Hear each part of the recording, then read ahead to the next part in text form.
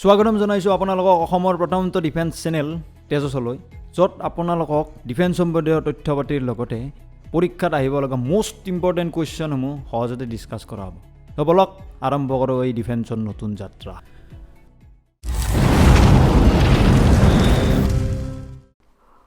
আগৰ ভিডিঅ'টোত আমি বিশ্ব ব্ৰহ্মাণ্ড সম্পৰ্কে অলৰেডি বহুতো কথা আলোচনা কৰিছোঁ। ইয়াৰ লগতে গ্ৰহ নক্ষত্ৰবিলাকৰ কথা আলোচনা কৰিছোঁ। গ্ৰহ নক্ষত্ৰবোৰ কেনেদৰে মনত ৰাখিব তাৰ ট্ৰিক্সবিলাকো আলোচনা কৰিছোঁ। গতিকে আপুনি যদি আগৰ ভিডিঅ'টো চোৱা নাই তেতিয়াহ'লে ওপৰত থকা আই বটনটোৰ যোগেদি আপোনালোকে আগৰ ভিডিঅ'টোলৈ গৈ এই সম্পৰ্কে বহুখিনি কথা জানিব পাৰিব। এতিয়া আহক আমি আজিৰ এই ভিডিঅ'টোলৈ আগবাঢ়ো, য'ত আমি সৌৰজগতৰ গ্ৰহবিলাকৰ কেৰেক্টাৰিষ্টিক্স সম্পৰ্কে বহুখিনি আলোচনা কৰিম। এতিয়া সৌৰজগতত থকা গ্ৰহসমূহ দুটা ভাগত ভাগ কৰিব পাৰি। এটা হৈছে ইনাৰ প্লেনেট আৰু এটা হৈছে আউটাৰ প্লেনেট।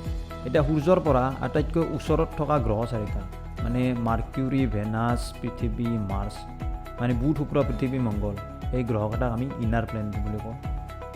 আৰু যিকেইটা গ্ৰহ সূৰ্যৰ পৰা আটাইতকৈ দূৰত আছে, মানে জুপিটাৰ, চেটাৰ্ণ, ইউৰেনাছ আৰু নেপচুন, এই চাৰিটা গ্ৰহ, এইকেইটাক আউটাৰ প্লেনেট বুলি কোৱা হয় বা জোভিয়ান প্লেনেট বুলিও কোৱা হয়। এতিয়া আহক আমি সৌৰজগতৰ প্ৰথমটো গ্ৰহ মাৰ্কিউৰী বা বুধ গ্ৰহৰ বিষয়ে কিছু কথা আলোচনা কৰোঁ। এতিয়া মাৰ্কিউৰী হৈছে সূৰ্যৰ আটাইতকৈ ওচৰত থকা গ্ৰহ। ইয়াত আপুনি চিত্ৰত দেখিবলৈ পাইছে মাৰ্কিউৰী গ্ৰহ কেনেকুৱা। ই সূৰ্যৰ আটাইতকৈ ওচৰত থকা বাবে ই অতিকৈ গৰম হয়, আৰু এই মাৰ্কিউৰী গ্ৰহত আপুনি নাইট্ৰজেন, হাইড্ৰজেন, অক্সিজেন বা যিকোনো গেছৰ লেয়াৰ আপুনি ইয়াত নাপাব। এতিয়া পৃথিৱীত আপোনালোকে কাৰ্বন, নাইট্ৰজেন, অক্সিজেন, হাইড্ৰজেনৰ এটা আৱৰণ পাব চাৰিওপিনে, কিন্তু মাৰ্কিউৰীত আপোনালোকে এনেকুৱা কোনো ধৰণৰ গেছৰ আৱৰণ নাপায়। এতিয়া সৌৰজগতৰ দ্বিতীয়টো গ্ৰহ ভেনাছ বা শুক্ৰ গ্ৰহৰ কথা কিছু আলোচনা কৰোঁ। এতিয়া শুক্ৰ গ্ৰহটো হৈছে সূৰ্যৰ পৰা দ্বিতীয়তম দূৰত্বত থকা গ্ৰহ। এতিয়া আপোনালোকে যদি শুক্ৰ গ্ৰহটো ভালদৰে চায় তেতিয়াহ'লে এনেকুৱা দেখা পাব। কাষৰ চিত্ৰত আপোনালোকে শুক্ৰ গ্ৰহটো ভালদৰে দেখা পাইছে। এইটো পৃথিৱীৰ পৰা আটাইতকৈ ওচৰত থকা গ্ৰহ। এতিয়া আপোনালোকে ডিফেন্সত এনেকুৱাকৈ যদি কুৱেশ্যন এটা পায় যে পৃথিৱীৰ পৰা আটাইতকৈ ওচৰত থকা গ্ৰহটোৰ নাম কি, তেতিয়াহ'লে আপোনাৰ এনচাৰ হ'ব ভেনাছ বা শুক্ৰ গ্ৰহ। ৰাতিপুৱা উঠা অভ্যাস কিমানজনৰ আছে গম নাপাওঁ, কিন্তু আপুনি যদি ৰাতিপুৱা উঠে আৰু পুৱা উঠি পিনে আপুনি ৰাতিপুৱাৰ আকাশখনলৈ চায় তেতিয়াহ'লে আপোনালোকে এটা জ্বলি থকা তৰা দেখা পাব।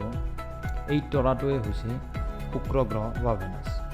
সেইকাৰণে এই তৰাটোক আমি মৰ্ণিং ষ্টাৰ বা ইভিনিং ষ্টাৰ বুলি কওঁ। আচলতে এইটো ষ্টাৰ নহয় দিয়ক, এইটো এটা গ্ৰহ হয়। সূৰ্যৰ পৰা আহি পোহৰ পৰাৰ পিছত এইটো বহু পৰিমাণে উজ্জ্বল হৈ পৰে, আৰু সেইকাৰণে ইয়াক আমি মৰ্ণিং ষ্টাৰ বা ইভিনিং ষ্টাৰ বুলিও কওঁ। এতিয়া চাওক, আপোনালোকে হয়তো এটা শব্দ শুনিছে যমজ সন্তান বা যজা বুলিও কয় আমাৰ অসমীয়াত। ইংৰাজীত ইয়াক টুইন বুলি কয়, টুইন। এতিয়া আৰ্থ বা পৃথিৱীৰ নিচিনা দেখাত একে গ্ৰহ হৈছে শুক্ৰ গ্ৰহ, মানে আৰ্থ টুইনছ বুলি কয়। আৰ্থ পৃথিৱীৰ টুইন। এতিয়া পৃথিৱীৰ টুইন হৈছে শুক্ৰ গ্ৰহ। ডিফেন্সৰ এক্সামত আপুনি এইটো কুৱেশ্যন পাব পাৰে, what is the name of the earth twin, মানে পৃথিৱীৰ যমজ গ্ৰহটোৰ নাম কি? সেইটো হৈছে ভেনাছ বা শুক্ৰ গ্ৰহ। এতিয়া ভেনাছৰ বিষয়ে আমি আৰু বহুতো কথা জানিবলৈ আছে। এতিয়া সৌৰজগতত থকা আটাইকেইটা গ্ৰহৰ ভিতৰত ভেনাছ আৰু ইউৰেনাছ, মানে শুক্ৰ আৰু ইউৰেনাছ গ্ৰহই ঘড়ীৰ কাঁটাৰ দিশত ঘূৰি থাকে, বা ইয়াক আমি ক্লকৱাইজ ডাইৰেকশ্যন বুলি ক'ব পাৰোঁ। এই ক্লকৱাইজ ডাইৰেকশ্যনটো কাষৰ চিত্ৰত মই ভালদৰে দেখাই দিছোঁ, এনেকুৱাকৈ ঘড়ীৰ কাঁটাৰ ঘূৰি থাকে। আৰু বাকী যিবিলাক গ্ৰহ আছে সেই গ্ৰহবিলাক চব এণ্টি ক্লকৱাইজ, মানে এইটো ডাইৰেকশ্যনত ঘূৰি থাকে। সৌৰজগতত সূৰ্যৰ পৰা আটাইতকৈ ওচৰত থকা গ্ৰহ হৈছে বুধ, গতিকে ই আটাইতকৈ গৰম হ'ব লাগে, কিন্তু সেনেকুৱা নহয়। কাৰণ শুক্ৰ গ্ৰহত কিছুমান মেঘ বা ক্লাউড সদৃশ বস্তু থাকে, যাৰ ফলত ই সূৰ্যৰ পৰা অহা ৰশ্মিবোৰ এবজৰ্ব কৰি লয়, যাৰ ফলত শুক্ৰ গ্ৰহটো বহু পৰিমাণে গৰম হৈ পৰে। গতিকে আপোনাৰ যদি এনেকুৱা এটা কুৱেশ্যন পায় যে সৌৰজগতত থকা আটাইতকৈ গৰম গ্ৰহটোৰ নাম কি, সেইটো হ'ব ভেনাছ বা শুক্ৰ। এতিয়া পৃথিৱী বা আৰ্থৰ কথা আপোনালোকে ভালদৰে জানে। এতিয়া কাষৰ চিত্ৰত ভালদৰে দেখা পাইছে পৃথিৱীখন ঘূৰি আছে। ইয়াত পৃথিৱীখন এপাক ঘূৰোতে আপোনালোকে কিমান সময় লাগে ভালদৰে জানে, 24 আৱাৰ্ছ বা এক দিন। কিন্তু যদি আপোনালোকে এইটো ভালদৰে জুখি চায় তেতিয়াহ'লে ই সময় লয় 23 ঘণ্টা 56 মিনিট 4.091 ছেকেণ্ড, কমপ্লিটলি এপাক ঘূৰোতে। এতিয়া ইয়াক আমি ৱাটাৰী প্লেনেট বা ব্লু প্লেনেট বুলিও কওঁ। ব্লু প্লেনেট মানে নীলা গ্ৰহ বা পানী থকা গ্ৰহ, কাৰণ বেলেগ কোনো গ্ৰহতে আমি পানী নাপাওঁ পৃথিৱীত বাহিৰে, সেইকাৰণে আমি ইয়াত জীয়াই থাকিব পাৰিছোঁ। আৰ্থে ইয়াৰ এক্সিছৰ লগত 23.5 ডিগ্ৰী এংগুল কৰিব। এতিয়া হয়তো আপোনালোকে ভালদৰে বুজি পোৱা নাই, গতিকে আহক আমি দ্বিতীয়খন শ্লাইডত গৈ পিনে ইয়াৰ বিষয়ে ভালদৰে চাওঁ। ইয়াত চাওক, ইয়াত আৰ্থৰ এক্সিছে অৰিজিনেল এক্সিছৰ লগত 23.5 ডিগ্ৰী এংগুল কৰি আছে। এইটো হৈছে 23.5 ডিগ্ৰী এংগুল। তেতিয়াহ'লে যদি আপোনালোকৰ এটা কুৱেশ্যন পায় আৰ্থে কিমান ডিগ্ৰী এংগুলত হালি আছে ইয়াৰ এক্সিছৰ লগত, তেতিয়াহ'লে ইয়াৰ এনচাৰ হ'ব 23.5 ডিগ্ৰী। আৰু যদি এনেকুৱাকৈ কুৱেশ্যন সোধে আৰ্থে কিমান এংগুল কোণ কৰি আছে, ইয়াত আপোনালোকে এইটোৰ ভেলুটো আপোনালোকে উলিয়াব লাগে। এতিয়া আপোনালোকে ইয়াত চাওক, এইটো এংগুল হৈছে 23.5 ডিগ্ৰী আৰু এই গোটেইটো এংগুলটো হৈছে 90 ডিগ্ৰী। তেতিয়াহ'লে এই এংগুলটোৰ ভেলু কিমান হ'ব? এই এংগুলটোৰ ভেলু হ'ব 90 ডিগ্ৰী মাইনাছ 23.5 ডিগ্ৰী, মানে 66.5 ডিগ্ৰী ভেলু হ'ব এই এংগুলটো। তাৰমানে যদি আপোনাৰ এনেকুৱা এটা কুৱেশ্যন পায় আৰ্থে কিমান এংগুলত হালি আছে ইয়াৰ হৰাইজণ্টেল এক্সিছৰ লগত, তেতিয়াহ'লে আপুনি লিখিব লাগিব 66.5 ডিগ্ৰী।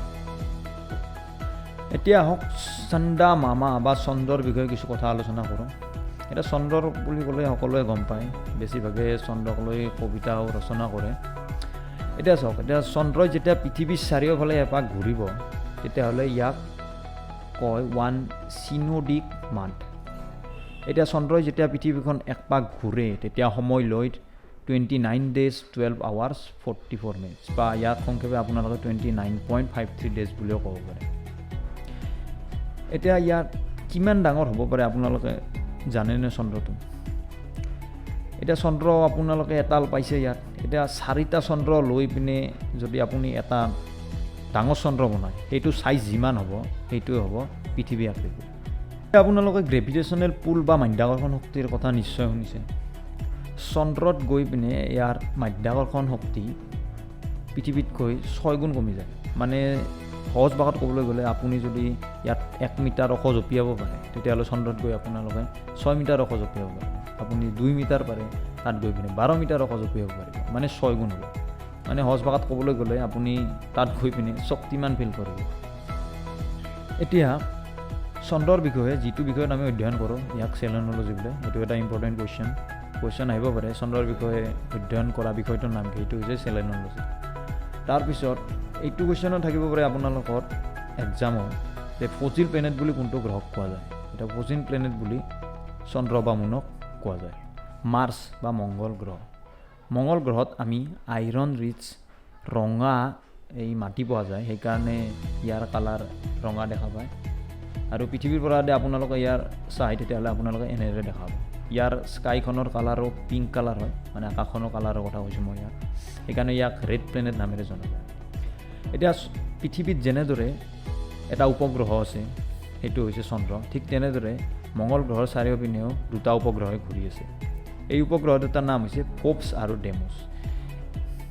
এতিয়া আপোনালোকে যদি এক্সামত এনে এটা কুৱেশ্যন পায় যে ফ'বছ উপগ্ৰহটো কোনটো গ্ৰহৰ উপগ্ৰহ বা ডেমছ উপগ্ৰহটো কোনটো গ্ৰহৰ উপগ্ৰহ, তেতিয়াহ'লে আপোনালোকে এনচাৰ লিখিব লাগিব মাৰ্চ। এতিয়া আহক জুপিটাৰ বা বৃহস্পতি গ্ৰহৰ কিছু কথা আলোচনা কৰোঁ। বৃহস্পতি হৈছে আমাৰ সৌৰজগতৰ আটাইতকৈ ডাঙৰ গ্ৰহ। এই গ্ৰহটো বহুত অত্যাধিক ঠাণ্ডা হয়, সেইকাৰণে ইয়াক উইণ্টাৰ প্লেনেট বুলিও জনা যায়।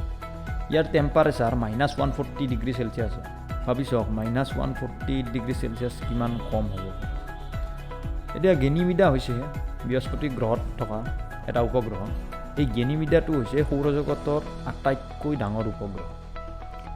এতিয়া সৌৰজগতৰ দ্বিতীয়টো ডাঙৰ গ্ৰহ শনি গ্ৰহৰ বিষয়ে কিছু কথা আলোচনা কৰোঁ। ইয়াত ইংৰাজীক চেটাৰ্ণ বুলিও কোৱা হয়। এই চেটাৰ্ণৰ চাৰিওফালে ৰিং আকৃতিৰ বস্তু দেখা পাব আপোনালোকে।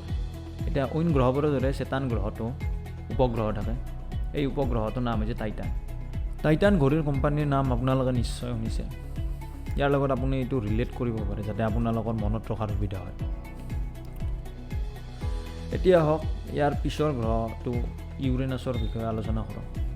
ইউৰেনাছটোত মিথেন গেছ বহুত পৰিমাণে পোৱা যায়, সেইকাৰণে এই গ্ৰহটো গ্ৰীনিছ টাইপৰ হয়। টেলিস্কোপেৰে আৱিষ্কাৰ কৰা প্ৰথম গ্ৰহটোৱে হৈছে এই ইউৰেনাছ গ্ৰহ। ইউৰেনাছ গ্ৰহটোৱে পোনপ্ৰথমে টেলিস্কোপেৰে আৱিষ্কাৰ কৰিছিল। ইয়াৰ মানে এইটো নহয় যে বাকী গ্ৰহকেইটা আগতে আৱিষ্কাৰ হোৱা নাছিল। ইয়াৰ পিছত আহক আমি নেপচুন গ্ৰহৰ কথা কিছু আলোচনা কৰোঁ। নেপচুন গ্ৰহটো প্ৰায় ইউৰেনাছ গ্ৰহৰ নিচিনা একেই।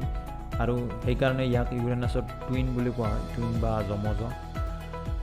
নেপচুনটো ইউৰেনাছৰ দৰে মিথেন গেছৰ কিছুমান ৰিঙৰ দ্বাৰাই আবৃত হৈ থাকে। এতিয়া চাওক, পৃথিৱীত থকা যিকোনো বস্তু, গৰু, ছাগলী, বাঘ, হৰিণা হ'বলৈ কিছুমান ধৰ্ম থাকে। যেনে ছাপ'জ ছাগলী হ'বলৈ ইয়াৰ আগত 2টা শিং থাকিব লাগিব, ই বে কৰি মাতিব লাগিব। ঠিক সেনেদৰে আপোনালোকৰ যদি গ্ৰহ হ'ব লাগে, ইয়াৰ কিছুমান ধৰ্ম থাকিব লাগে। এতিয়া 2016 এখন মিটিং হৈছিল, য'ত ইণ্টাৰনেশ্যনেল এষ্ট্ৰনমিকেল ইউনিয়নৰ সদস্যসমূহ তাতে উপস্থিত আছিল, আৰু তেওঁলোকে কৈছিল যে প্লুটো গ্ৰহটো আকাৰত বহুতো সৰু, সেইকাৰণে ইয়াক গ্ৰহ হিচাপে ধৰিব নোৱাৰি। আৰু তেতিয়াৰ পৰাই আমি প্লুটো গ্ৰহটো গ্ৰহ হিচাপে ধৰি নলওঁ। এতিয়া আপোনালোকে হয়তো কিছুমান কিতাপত পাব পাৰে প্লুটো এটা গ্ৰহ, কিন্তু এইটো আচলতে অশুদ্ধ, কাৰণ 2016 এইটো অলৰেডি গ্ৰহ হিচাপে বহিষ্কৃত কৰা হৈছে। আজিৰ ভিডিঅ'টোত আমি গ্ৰহবোৰৰ বিষয়ে ভালদৰে জানিলোঁ, গ্ৰহবোৰৰ কেৰেক্টাৰিষ্টিক্স কেনেকুৱা, ইয়াত আহিব লগা কুৱেশ্যনৰ বিষয়ে ভালদৰে পঢ়িলোঁ। নেক্সট ভিডিঅ'টোত আমি সৌৰজগতত থকা আন বস্তু যেনে কমেট, মিটিয়ৰ্ছ, এষ্ট্ৰইড এইবিলাকৰ কথা অলপমান ডিছকাশ্যন কৰিম। এতিয়া সেই বিষয়ে এটা সৰু ভিডিঅ' হ'ব, সেইটো ভিডিঅ'ত আপোনালোকে ইয়াৰ বিষয়ে ভালদৰে জানিব পাৰিব। আশা কৰোঁ আপোনালোকে ভিডিঅ'টো ভাল পাইছে, আৰু যদি এনেকুৱা টপিকৰ ওপৰত ভিডিঅ' বনাব লাগে তেতিয়াহ'লে আপোনালোকে তলৰ কমেণ্ট বক্সত কমেণ্ট কৰিব পাৰে। এতিয়া আপোনালোকে ডিফেন্স সম্বন্ধে আৰু যদি অধিক তথ্য জানিব বিচাৰে বা এই বিষয়ে পঢ়িব বিচাৰে, তেতিয়াহ'লে আপোনালোকে গুগলত ছাৰ্চ কৰিব পাৰে আছাম সেৱা, বা আমি তলত ইয়াৰ লিংকটো দি দিছোঁ।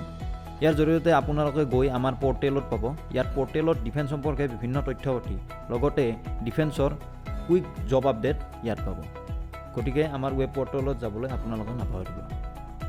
এতিয়া অলপ ৰ'বা, আমি বহুত কথা ডিছকাশ্যন কৰিলোঁ, গতিকে এতিয়া দেখোন ভিডিঅ'টোৰ তলত থকা বুঢ়া আঙুলিটোত টিপি যাবা।